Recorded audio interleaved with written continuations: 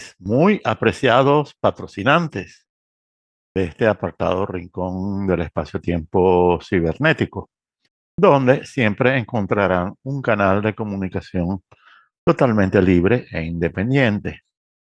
Y esto significa que siempre recibirán información difícil de encontrar en otras partes.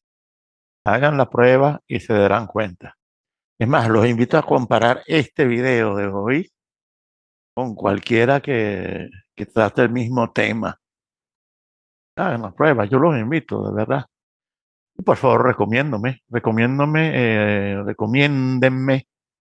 si les parece conveniente. Bueno, eh, comencemos con la situación en Medio Oriente, porque en las últimas semanas se presentó una fuerte escalada de acontecimientos. La aceleración diría que comenzó con el asesinato en Teherán, capital de Irán, del líder político de Hamas, Ismail Haniyeh, o Haniyeh, después de un ataque israelí contra su residencia. Nótese la postura inmediata del líder supremo iraní Ali Khamenei, quien afirmó que será nuestro deber vengarlo. Lo notable aquí es que Israel lanzó sus represalias en serie, las está lanzando en serie, pareciera, ya que en pocas horas se materializaron dos operaciones. La primera en Beirut, donde un alto comandante de Hezbollah, Fuad Shkur, murió en un ataque aéreo. Y solo unas horas después de este ataque, Israel llevó a cabo la operación en Teherán contra el líder político de Hamas. Una verdadera ofensiva sin dejar respiro, ¿eh? Y esto es un poco extraño. Es un poco extraña la elección de los israelitas. O es simplemente otro error, otro más cometido por el Mossad. Eh, pero la extrañeza viene del hecho de que Haniyeh era uno de los líderes políticos de Hamas que sostenía posiciones significativamente moderadas. Y no es la primera vez que Israel se empeña en eliminar justamente a los líderes más moderados de Hamas.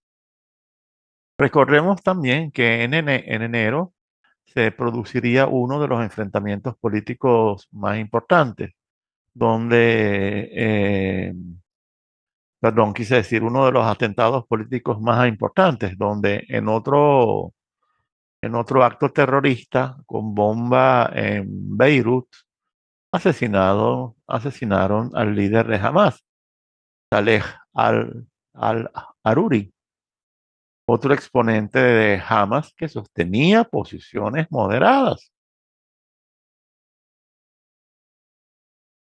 Por lo tanto, no hay duda de que Israel golpea a los moderados, golpea a las alas moderadas de Hamas.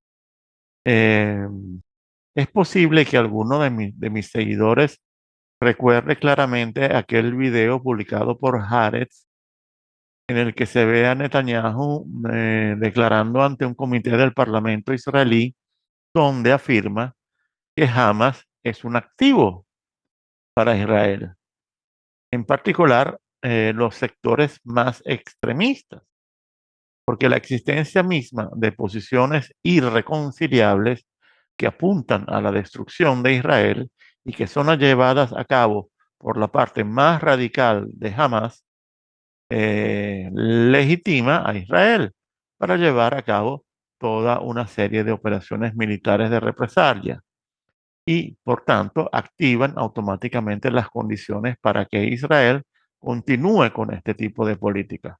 Por lo tanto, esta al parecer es la verdadera estrategia israelí, aunque el Mossad sigue y seguirá cometiendo errores, aunque haya por allí bobalicones que creen que es la mejor agencia de inteligencia del mundo. Ay, Dios mío, qué paciencia, Dios mío. Eh, bueno,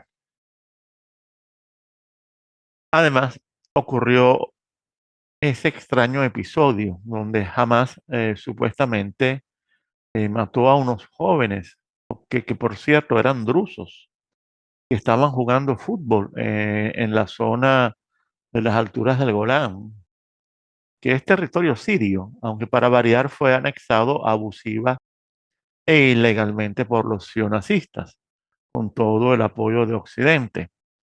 En fin, y volviendo a los muchachos asesinados, esa matanza no solo a mí, a muchos, incluso a muchos israelíes, este ataque terrorista les parece bastante absurdo, les parece sospechoso y creen que se trató de un accidente con un misil que falló o que fue mal interceptado por el sistema Iron Dome, otra estafa más del mercadeo militar israelí, o que se trató de otra operación de falsa bandera o u otra operación de provocación, ¿sí? De provocación ejecutada por Hamas, pero ordenada por Israel, porque mis seguidores ya saben que no creo para nada en la autenticidad de este grupo, que para mí seguramente fue creado por la CIA y el Mossad para ejecutar acciones terroristas que puedan servir como justificación para que Israel tome represalias legítimas de exterminio, holocausto y limpieza étnica contra palestinos y libaneses. Esa es la verdad, señores, y el resto son cuentos de camino. Hamas es como ISIS, es una creación de la CIA y creo más en la CIA que en el Mossad, porque el Mossad es una agencia de inteligencia muy sobrevalorada, bastante torpe. Es todo lo contrario de lo que la propaganda sionazista ha logrado difundir en las débiles mentes occidentales. Y es una agencia que ha cometido muchos errores y que además se ha ido degenerando con el pasar de las décadas, hasta convertirse hoy en día en una agencia de crimen organizado, igualita que la CIA. En otras palabras, son traficantes de droga, de armas, de órganos, fetos, lo que sea, y ejercen cierto control sobre los tráficos por el Mediterráneo. Y esto ya era así desde los años 70, señores, cuando las fuerzas del orden italianas descubrieron que los aviones del Mossad volvían locos a los perros entrenados para oler droga, perros de la policía italiana. Pero había una orden desde arriba de no hacer nada. Y si el Mossad era así en los años 70, imagínense ahora.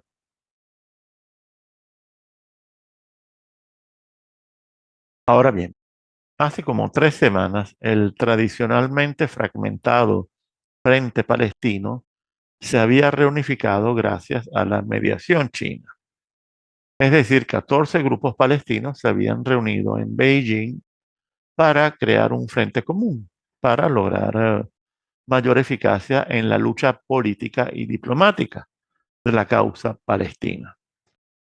Pero como verán, se está presentando toda una secuencia de acontecimientos que parecen converger en una única dirección, en un único objetivo, ya que las cosas en la franja de Gaza no van nada bien. Estamos hablando de unos 10.000 soldados israelíes que están fuera de combate y no son recuperables.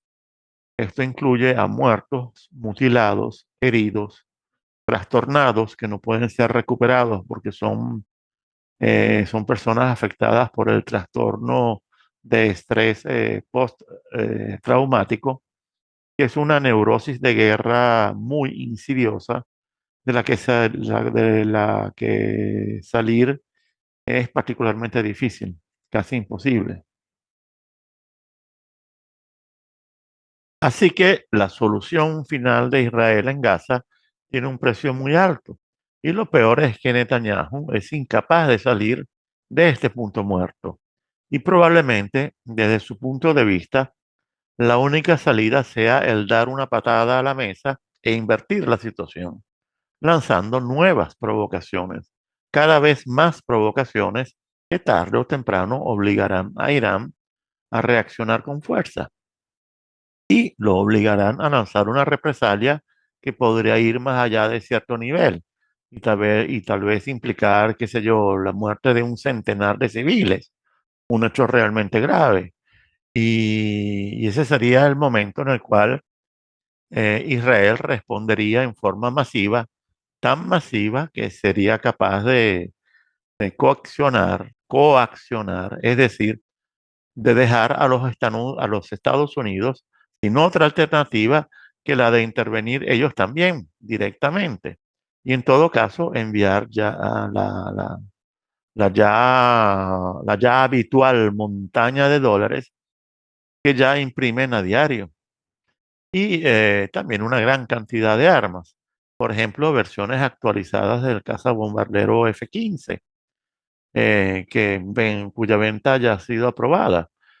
Armas que en cualquier caso y en muchos casos tardarán algún tiempo en ser producidas y entregadas a Israel, por lo que mientras tanto les prestarán ayuda militar con intervenciones más o menos directas. Para muchas personas más o menos bien informadas que siguen este asunto palestino-israelí, este es el único as bajo la manga que Netanyahu puede jugar, especialmente porque estos acontecimientos ocurren una semana después del épico viaje de Netanyahu a Washington, donde el Congreso lo recibió con interminables ovaciones, ovaciones de pie, ovaciones entusiastas de todos los republicanos, una parte de los demócratas y otros muy hipócritamente, fueron excluidos de la Cámara en señal de protesta, olvidando que ellos también votaron más de una vez a favor de todo el apoyo militar y político a Israel. Por eso hablo de hipocresía. Eh, y todo el apoyo político y militar a Israel es algo que la administración Biden ha concedido generosamente a Israel. Hace apenas unos días dio luz verde al suministro de bombas de media tonelada, mientras públicamente sigue agitando para resaltar las supuestas diferencias, las falsas diferencias que existen entre las posiciones estadounidense y la israelí, como si de hecho el apoyo de Estados Unidos a Israel no siempre hubiese estado garantizado, tanto por los demócratas como por los republicanos, incluidos los trumpistas, porque todos sabemos, bueno, quienes nos ocupamos de estos temas, sabemos que los lobbies sionazistas, tanto judíos como protestantes, y el nefasto grupo de los neoconservadores, son realidades transversales que, por lo tanto, durante años han comprado y siguen comprando a muchos políticos y miembros del Congreso, tanto de izquierda como de derecha, incluidos Donald Trump y Kamala DeVille, ambos criptoniocons, sí, así como lo escucharon, criptoniocons. O sea, son neocons, pero no encriptados, ¿no? Pero créanme que es así. Eh, Desde hace meses está claro que la estrategia de Netanyahu es poner a Estados Unidos en condiciones de intervenir directamente. Y hablo de condiciones vinculantes, de modo que no pueda elegir ninguna alternativa. Pero este hecho de la intervención precisamente en esa zona y en este momento entraña riesgos muy graves para todos. En primer lugar, para Israel, porque no sería una guerra simplemente entre Israel y Estados Unidos contra Irán. No es así. Es decir, todo Medio Oriente literalmente se incendiaría. Y creo que incluso ciertos países, piensen por ejemplo en Jordania, que se encuentra en posiciones muy colaboracionistas, muy arrastradas con Israel, pero Jordania es una nación con 640.000 refugiados sirios y más de 2 millones de palestinos. Y esto significa tener que lidiar con una opinión pública muy sensible a estas cuestiones y que es apremiante, muy apremiante. Entonces, ¿qué harán los jordanos en el futuro? Y recordemos las posiciones de Erdogan, que es un artista de la acrobacia diplomática, el maestro de las ambigüedades, Mr. Drupi, el oportunista más descarado de la creciente fatiga imperial de todo Occidente. Pero él mismo, empujado por su opinión pública interna, tuvo que adoptar posiciones muy críticas hacia Israel, llegando incluso a bloquear el comercio bilateral con Israel, algo ciertamente perjudicial para la economía turca. E hizo una declaración un tanto ambigua, ¿no? Afirmó que Turquía podía hacer con Israel las mismas cosas que hizo en Karabaj, perdón, Nagorno-Karabaj, en el sur del Cáucaso y en Libia. Pero nadie, excepto el propio Erdogan, entiende bien lo que quiere decir, porque hay mercenarios turcos en Libia y también en Nagorno-Karabaj. Pero de aquí a pensar en una invasión de Israel por parte de Turquía, me parece un disparate colosal, sobre todo porque Turquía, no olvidemos que sigue siendo un miembro de la OTAN. Ojalá lo hiciera, porque sería realmente para reírse mucho, ¿no? Bueno,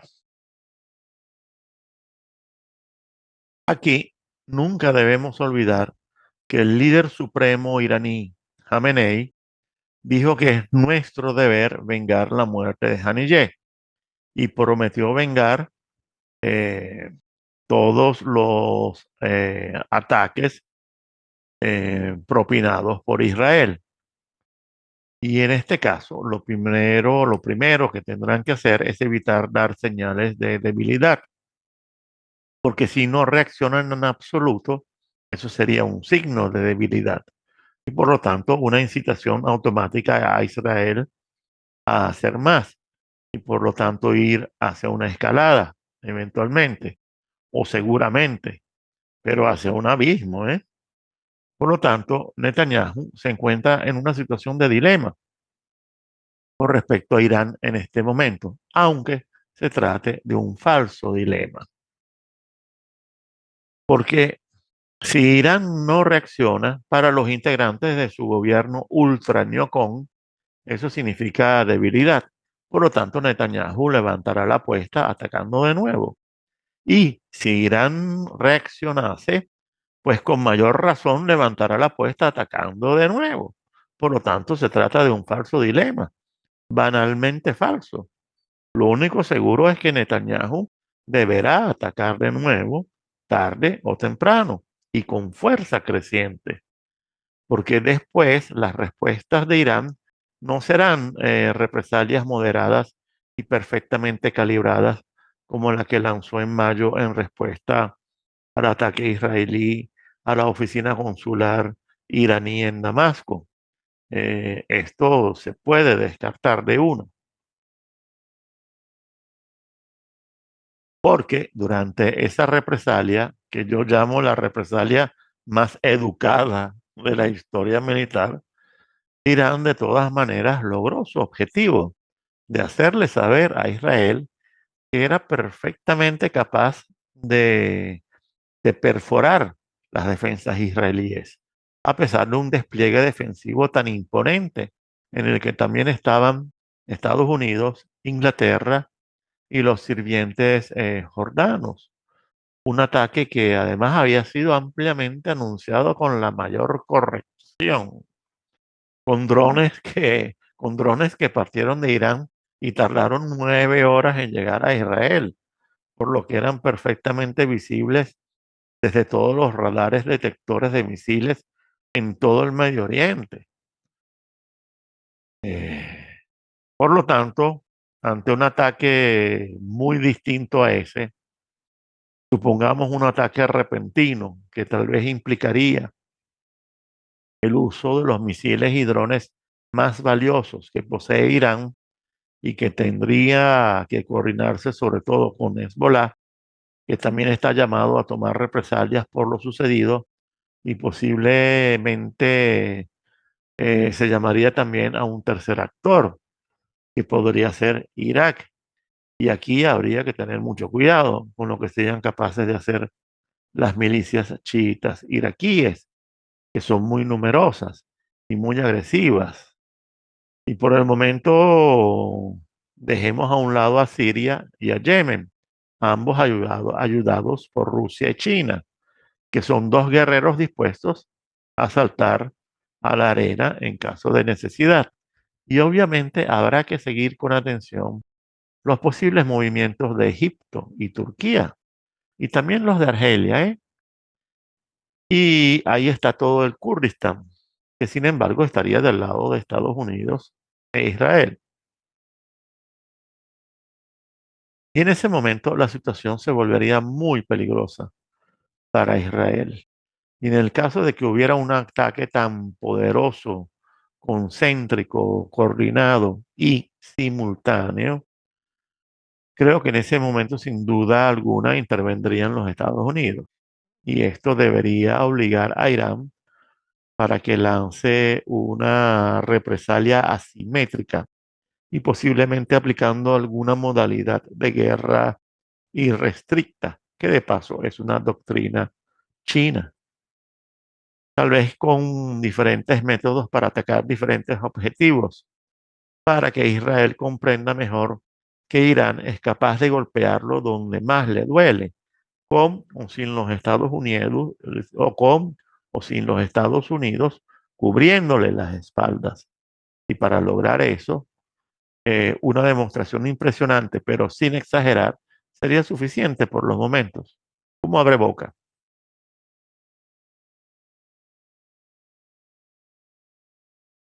Y me explico. Si hubiera decenas de muertos, me refiero a civiles israelíes, eso realmente sería demasiado. Pero tal vez una base militar atacada, una base militar operativa, sería suficiente para lograr un primer objetivo antes de ir a la guerra definitiva, el cual sería borrar por completo cualquier sensación de seguridad y también esa insoportable sensación de impunidad que exhibe Israel cada vez que ataca a una nación cercana.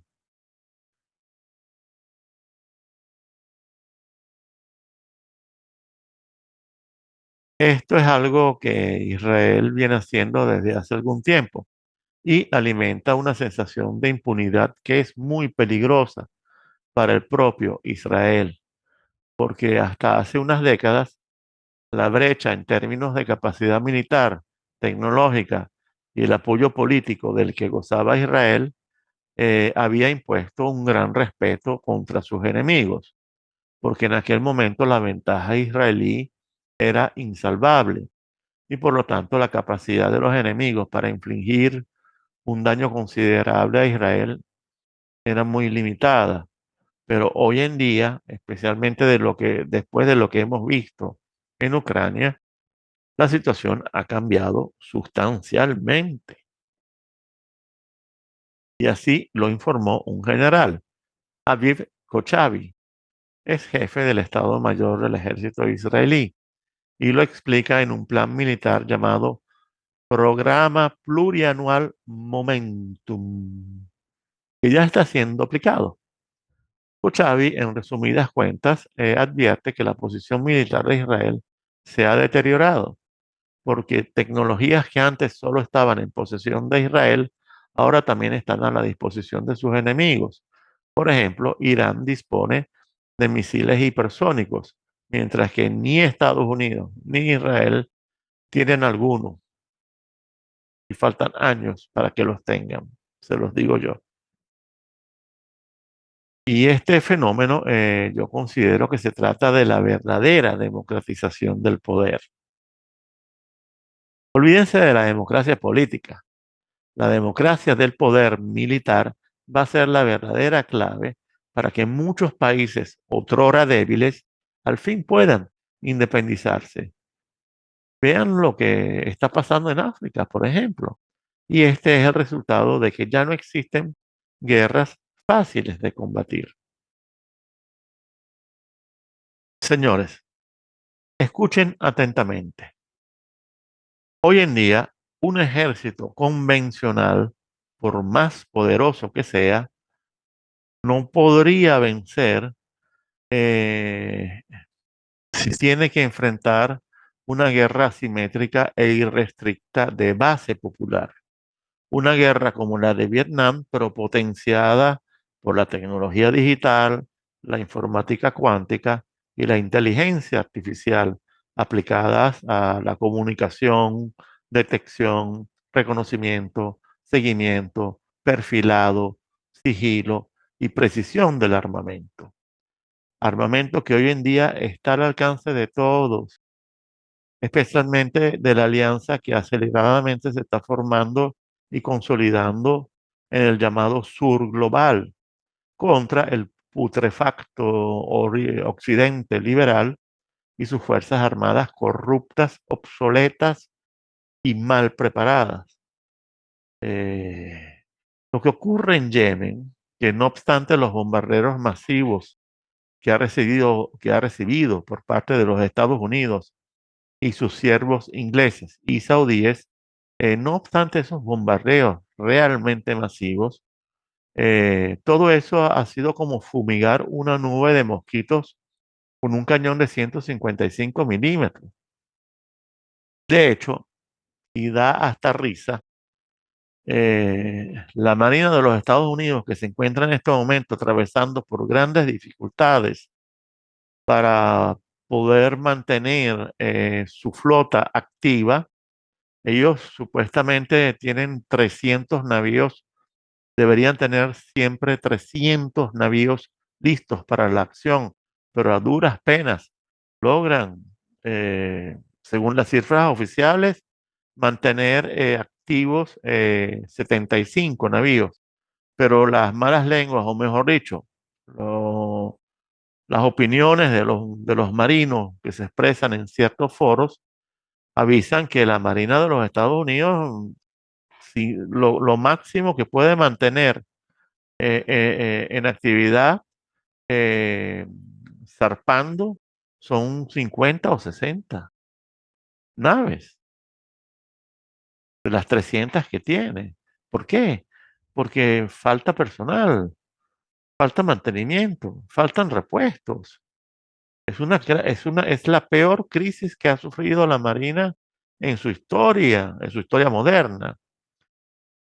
Así que la Marina de los Estados Unidos, oigan bien, ha fracasado en el único trabajo que tenía, proteger las rutas marítimas mundiales, y lo ha hecho perdiendo ante los Houthis de Yemen, que ni siquiera tienen marina. Y recuerden que varios países africanos les han pateado el trasero a las potencias coloniales hasta el punto de que los occidentales han vuelto a reactivar a sus fieles sirvientes. En otras palabras, grupos yihadistas como ISIS, Boko Haram y otros por el estilo, y apoyarlos con los ya usuales contractors, que es como llaman hoy en día en forma cool a los ejércitos mercenarios. Y yo agregaría, y no sé si lo dijo el general israelí, que los enemigos antes en su mayoría eran naciones, todas del tercer mundo, naciones de soldados en sandalias, mientras que ahora los enemigos podrían ser dos verdaderas potencias militares y nucleares, o mejor dicho, una potencia, China, y una superpotencia, Rusia. Esto significa que existe la capacidad de sobra en otros países para infligir dolor a Israel. Y por lo tanto, esto para un país que se acostumbró a sentirse invulnerable, invencible, protegido por un Iron Dome, protegido por los Estados Unidos, protegido por Dios, en definitiva, para un país que se sentía superior al resto de la humanidad, descubrirse vulnerable es un despertar bastante traumático y por tanto es una situación totalmente nueva para ellos. Y esto también lo siente la población civil, que está empezando a emigrar. Y las cifras son importantes. Y esto debilita aún más a Israel en el frente social, psicológico y material. Pero señores, esta misma situación que acabo de describir también aplica a los Estados Unidos. Es una situación demasiado nueva también para los Estados Unidos. De hecho, parece que ha enviado a Qatar eh, aviones estratégicos, o sea, aviones capaces de realizar bombarderos nucleares, como el B-2, el F-15 y el F-35. Y también envió al portaaviones estadounidense Roosevelt, que ha entrado en el estrecho de Hormuz, perdón. Por lo tanto, se está dirigiendo para situarse frente a las costas de Irán. Y estas maniobras deben leerse como un movimiento claramente intimidatorio y disuasivo hacia Irán, porque sabemos que Israel está enviando mensajes a Irán a través de intermediarios de diversa índole, donde Omán suele ser el más acreditado, pero también otros.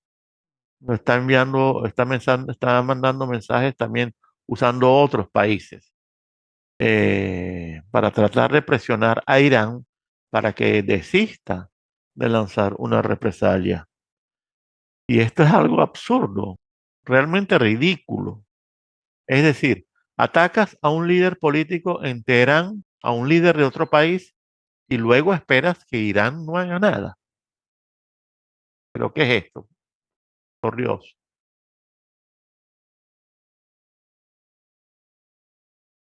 Y esto también dice mucho sobre los límites cognitivos de los israelíes y probablemente sobre el estado de zozobra en el cual se encuentran.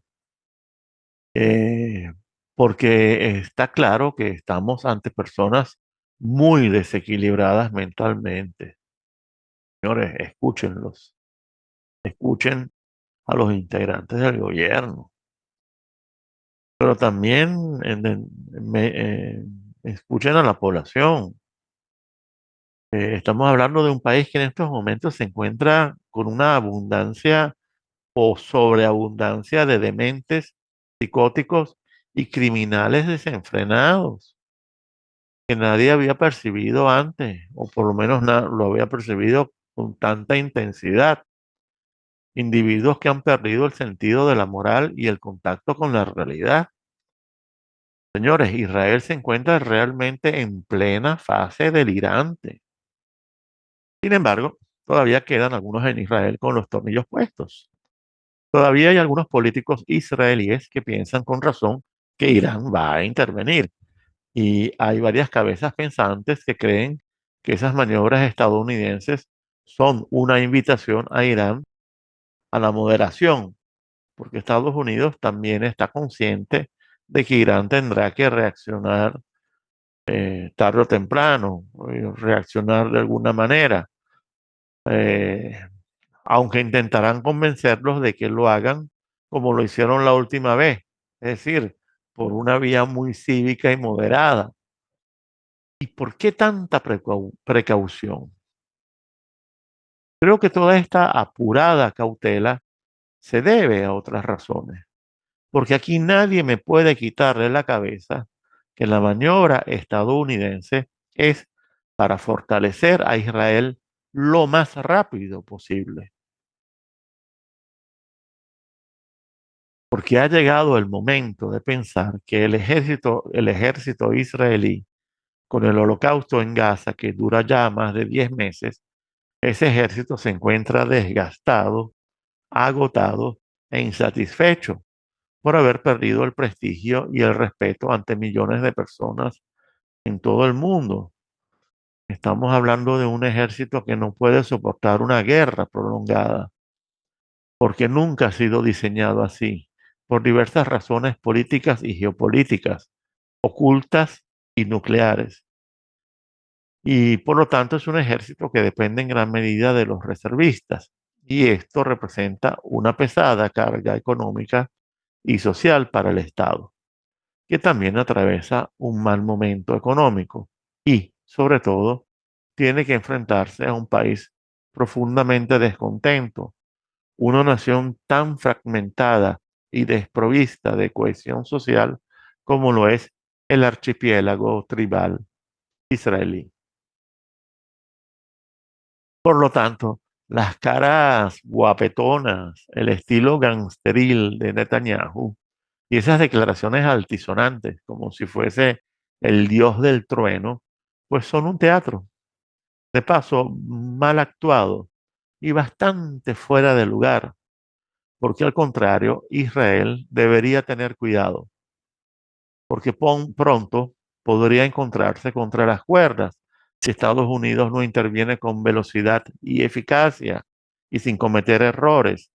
Y el hecho mismo de que hasta ahora Israel no haya lanzado su ofensiva contra el sur del Líbano significa que en algún lugar, probablemente entre los líderes del ejército, hay un cierto temor por lo que podría pasar. Y creo que este temor es realmente fuerte, porque si vemos todo lo que Hezbollah ha hecho atacando directamente a Israel durante meses y meses y de forma dura, bastante dura y precisa, algo nunca antes visto, esa es una cuestión sobre la que deben estar reflexionando, porque no debería excluirse que terminen cayendo en una trampa. Además, creo que el miedo en Israel no solo es grande, sino generalizado, es decir, va más allá de los militares y creo que llega hasta los mismísimos Estados Unidos. Ay, ay, ay, señoritos liberales sionacistas, que se sienten los hombres superiores, los vencedores, los amos del mundo. Déjenme decirles que es hora de levantarse y hacer pipí en el baño. Dejen ya de mojar la cama. No lo sé. Netanyahu era un político que en el pasado hemos conocido como un político sin duda alguna astuto, muy astuto, generalmente capaz de calibrar bien los movimientos de su gobierno. Pero ahora que comenzó el holocausto en Gaza, parece que ha perdido la cabeza, incluso porque es probable que desde un punto de vista político se haya atado de pies y manos a las alas más nazis de su gobierno.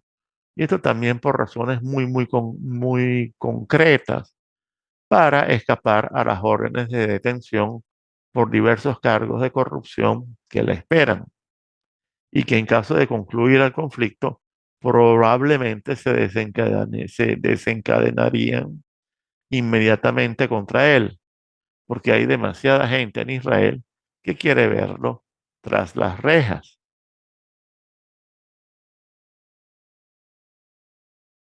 Señores, creo que la guerra en Medio Oriente está cerca y que su estallido se producirá antes de finales de este año. Y no soy el único que lo cree. ¿Por qué? Porque los Estados Unidos también están en problemas crecientes que podrían estallarle en la cara a cualquier gobierno, que podrían desencadenar una guerra civil o una guerra de secesión, e incluso tienen problemas serios, muy serios, con sus fuerzas armadas, en términos de armamento, suministros, municiones, repuestos, mantenimiento escasez de tropas y escasez de personal administrativo y sobre todo una corrupción creciente en ambos lados, tanto en el Pentágono como en el complejo industrial militar farmacéutico, que se refleja en la muy decepcionante calidad y confiabilidad de sus armamentos más modernos, a excepción de las armas biológicas. Esas sí parece que funcionan bien. Por lo tanto, Estados Unidos necesita urgentemente una guerra para salvarse y superar estos problemas desde muchos puntos de vista. Y a lo largo de la historia, las guerras siempre han servido para salvar naciones al borde de la autodestrucción. Y esta además podría servirle al superpoder financiero para poder asestar un gran shock y un gran reset al mismo tiempo. Por lo que necesitan este recurso, necesitan esta distracción lo antes posible. Y en un gobierno dominado por lobbies sionazistas, tanto judíos como protestantes, y en la terrible compañía de los abominables neoconservadores, el juego yo diría que ya está por empezar. Basta con encender la luz verde y gane quien gane el 5 de noviembre, ya sea Trump o Cámara de Bill, eso no cambiará el estado de cosas en lo absoluto. Y los problemas de Estados Unidos no terminarían con la bendita guerra. Al contrario, podrían multiplicarse porque si tuvieran que intervenir justamente en esa zona, Irán va a ser un hueso duro de roer, muy duro de roer, porque solo ellos representan 90 millones de habitantes, misiles hipersónicos, armas nucleares, y además estamos tan seguros de que Rusia también se quedará quieta, que China se quedará quieta. ¿Qué podría pasar, por ejemplo, en el mercado mundial del petróleo con un bloqueo del estrecho de Hormuz? Para un país como Estados Unidos, donde el 90% de la gente no ahorra nada, gasta todo lo que tiene, donde el 44% de las familias no son capaces de cubrir un gasto imprevisto de $1.000. $1.000. Y si el precio de la energía subiera automáticamente, sería como una gigantesca bofetada, una bofetada que podría resultar insoportable para el ciudadano de clase media y trabajadora.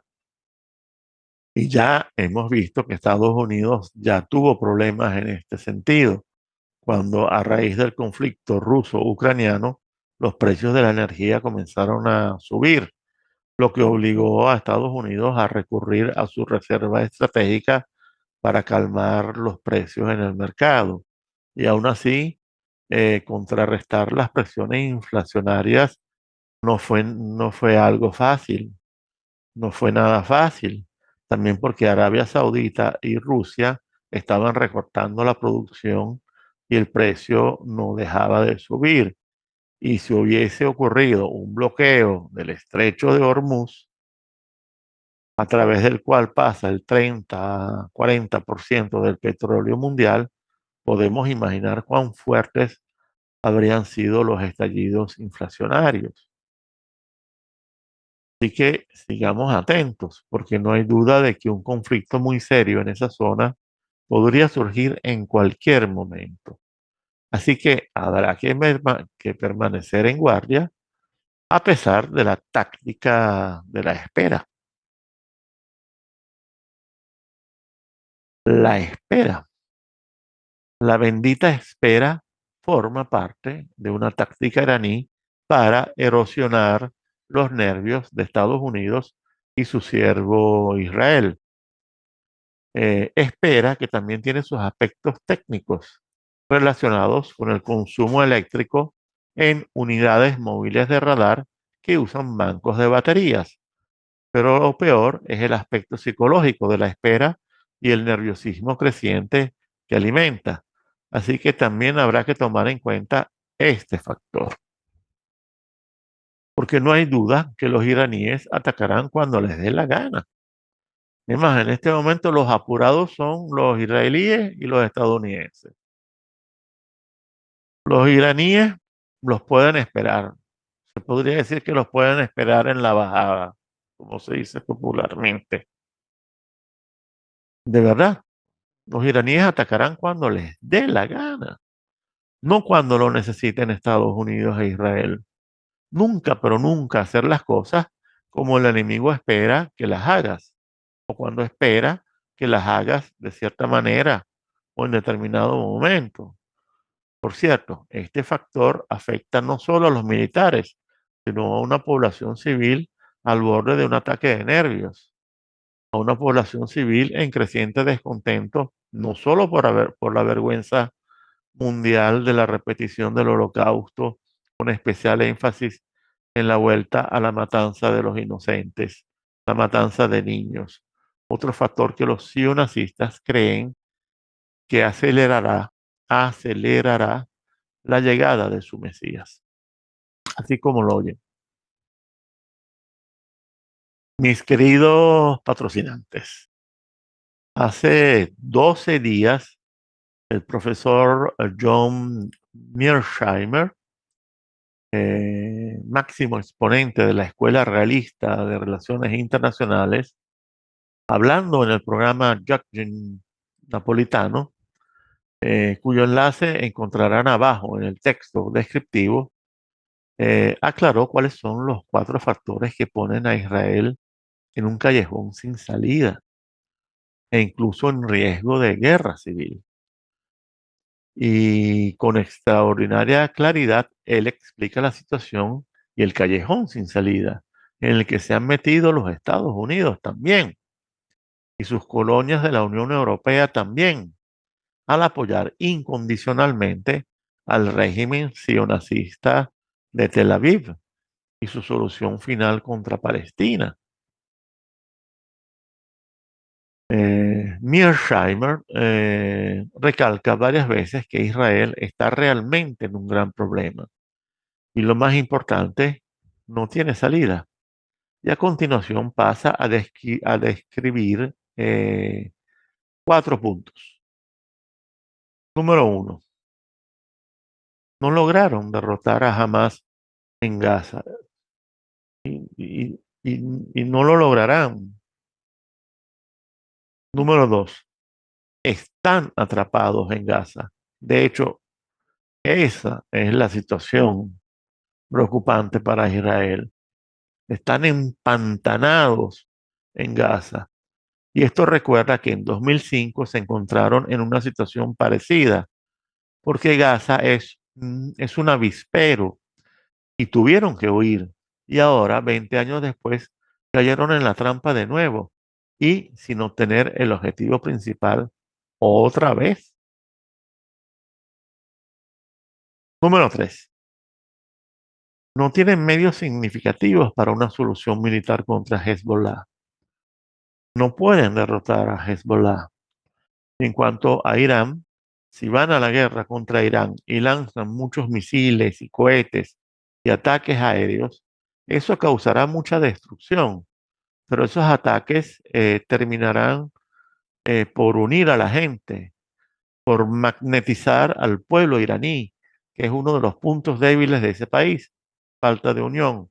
Así que Irán seguirá allí con el pueblo magnetizado, unido en torno a sus líderes y en camino de adquirir armas nucleares, probablemente de Corea del Norte o Rusia. Sí, porque ese es otro mantra del bobalicón occidental, el liberal, del típico bobalicón. Todavía no tienen una bomba atómica. Todavía no tienen una bomba atómica. Pues yo nunca creí en eso, porque nunca creí que eso tuviese importancia. Es por esa razón que nunca creí en eso. ¿Por qué? Porque en verdadero caso de necesidad, países como Rusia, Corea del Norte, incluso Pakistán, estarían más que dispuestos a suministrar abundante armamento nuclear a Irán. Así es. El cuarto factor son los terribles problemas internos que vimos a principios de esta semana, con estos a principios de la semana pasada, con estos 9 reservistas rodeados, arrestados por violación en grupo a un prisionero palestino. Y de todos modos, esa es solo la punta del iceberg en términos de los horrores que los israelíes le han propinado a los palestinos. Pero en cualquier caso, estos 9 reservistas involucrados en esta violación en grupo fueron arrestados y el resultado final es que los extremistas de derecha asaltaron 2 bases militares diferentes y los obligaron a revertir este arresto, aparentemente contando con el apoyo de un grupo de reservistas del ejército y de la policía local. Después, Mearsheimer prosigue diciendo, abro comillas, se ve que los israelíes corren un riesgo real en el camino de la guerra civil. Y finalmente, si quiere comprender lo que está en juego estos días, está claro que Israel depende en gran medida de Estados Unidos. Yo diría que totalmente. No pueden librar solos todas esas guerras. No pueden seguir así sin el apoyo estadounidense. Y prosigue Mersheimer. Les dimos 18.000 millones de dólares este año y los ayudamos en su lucha militar. Y esto no sirvió para nada contra Irán el pasado 14 de abril. Les estamos dando todo tipo de armas. Nos necesitan. Necesitan que les brindemos apoyo diplomático también. Así que este no es el país independiente que todos creen que es, ya que depende en gran medida, yo diría que casi totalmente, de los Estados Unidos. Entonces, cuando tomas en consideración todos estos factores, te haces la pregunta, ¿cómo pueden salir de este atasco? Hezbollah en el Líbano. Estamos hablando en serio. Realmente estamos hablando en serio de que vamos a invadir el Líbano, que ya lo hicieron, lo han hecho 2 veces. En 1982 lo hicieron y en 2006 volvieron a hacerlo y fue un desastre. Israel perdió y tuvo que retirarse. Y ahora con su ejército que está agotado por lo ocurrido en Gaza, porque no derrotaron a Hamas, por lo tanto sería una locura involucrarlo en la invasión del Líbano. Incluso si los ayudáramos, ¿cómo resolverían el problema? ¿Cómo resolverían el problema en Gaza? Todos estos problemas en realidad son irresolubles y son cada vez más profundos.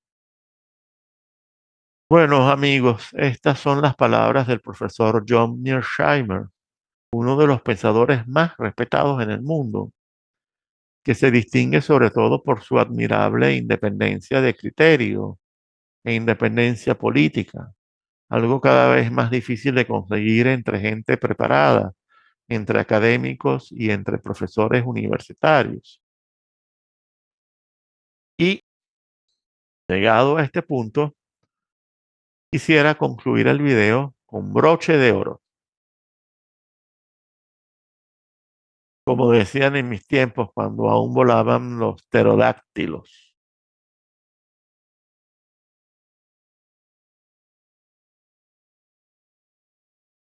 Amigos y seguidores, los que están suscritos a mi canal en Ko-fi o Patreon han tenido la oportunidad de conocer muchos aspectos y sobre todo la verdad sobre la historia de Israel.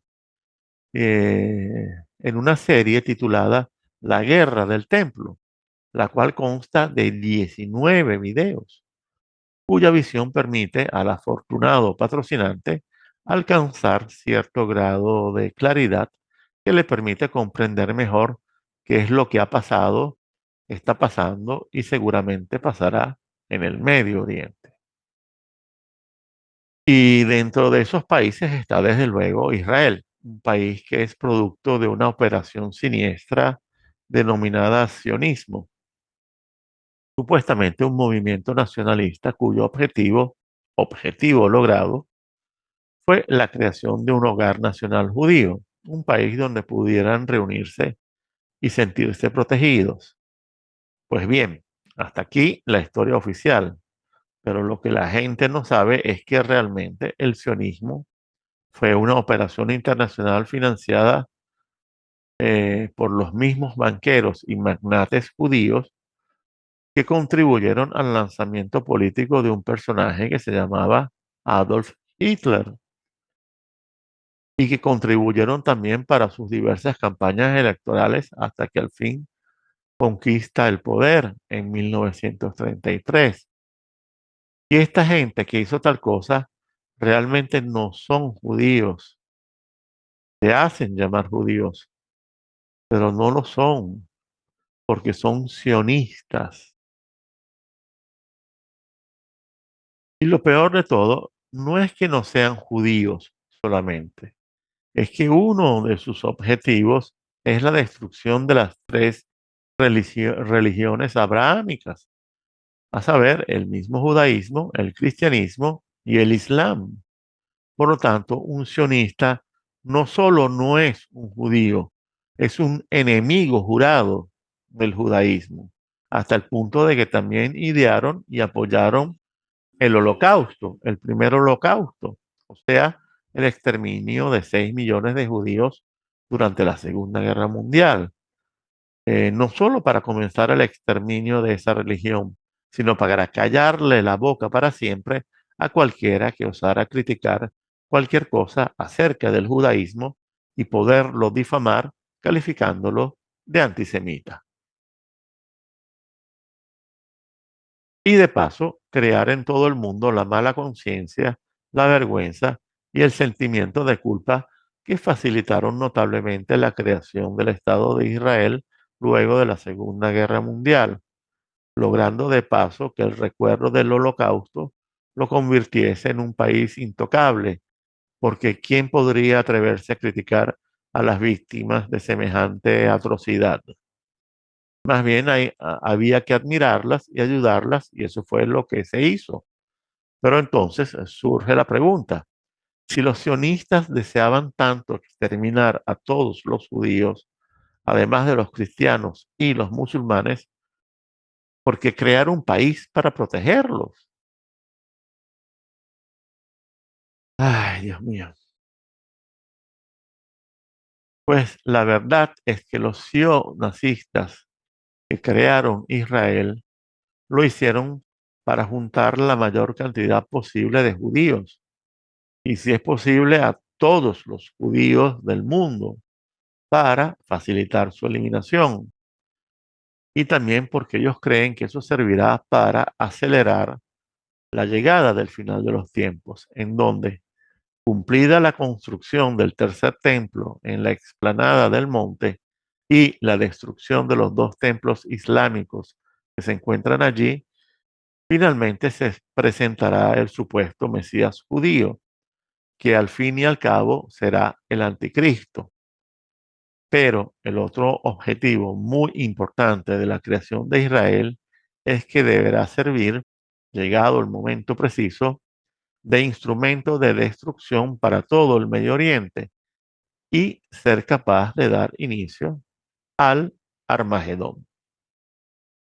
El Armagedón, la guerra del final de los tiempos, la guerra global en donde todas las religiones abrahámicas deberán ser derrotadas y aniquiladas, siguiendo un designio prometeico luciferino, que de paso tiene lista la religión única ecuménica que sustituirá a todas las religiones y bendecirá la transformación genética y cibernética del hombre en una criatura transhumana, destruyendo de paso la máxima creación de Dios, su creación preferida, tanto que la hizo a su imagen y semejanza. ¿Y cómo se logrará este triunfo? Pues transformando al Armagedón en un conflicto que será de alcance global, en un conflicto nuclear a escala planetaria. Y esa es la razón por la cual los ingleses, a través de Suráfrica y con la colaboración de Francia, hicieron posible transformar a Israel en una potencia nuclear, aunque ellos oficialmente no se declaren como tales. Pero eso no es lo importante. Lo importante es que nadie sabe a ciencia cierta cuántas armas nucleares posee Israel. Pero los que realmente saben cuál es la verdadera historia de Israel, saben que es un país nacido para ser desechable, para ser desechado en el Armagedón, porque debe servir como la chispa inicial, la que dará inicio a la fase de guerra nuclear en todo el planeta. Y desde luego, al haber sido la mecha, el primer país en desaparecer será justamente Israel. Pero eso no le importa a los sionistas, perdón, a los sionazistas. Ahora entienden por qué los llamo así.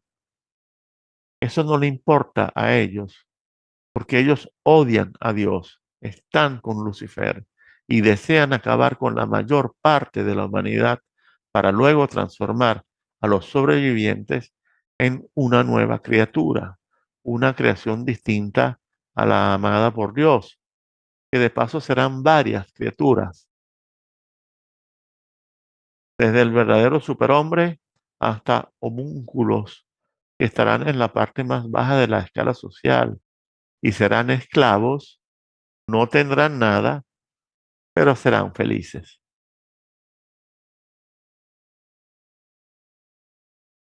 Y aquí voy a aprovechar para recalcar un hecho que ya me da bastante fastidio, porque es un engaño bien hecho, bien logrado, pero es un engaño cuya ingenuidad podría llevar a la muerte del portador de tanto candor. Me refiero al falso tabú con respecto al uso de armas nucleares en la guerra, en cualquier guerra. Hay gente realmente ingenua, buena pero ingenua, que cree que al final el armamento nuclear nunca va a ser usado, porque ese sería el fin de la vida en el planeta, la destrucción para todas las razones, para todas las naciones. De hecho, ninguna se quedaría sin responder, incluso las que recibirán el ataque de primeras, ya que todas ya disponen de sistemas automatizados que no necesitan operadores humanos para determinar el origen del ataque y responder en la dirección más crucial eh, para el atacante. Por lo tanto, lamento decirles que las guerras nucleares a gran escala, por definición, son guerras finales donde el término ganador o perdedor pierde su sentido.